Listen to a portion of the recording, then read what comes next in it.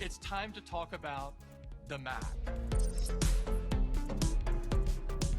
Now, a Mac needed multiple chips to deliver all of its features. It had chips for the processor, I/O, security, and memory.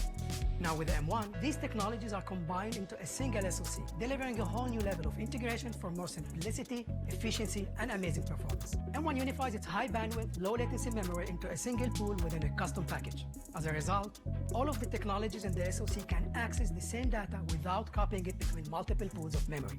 M1 has a massive 16 billion transistors. The incredible performance of M1 starts with the CPU, which features two types of cores, high performance and high efficiency. And M1 has 4 of these incredibly fast high performance cores. So multi-threaded workloads take a huge leap in performance as well.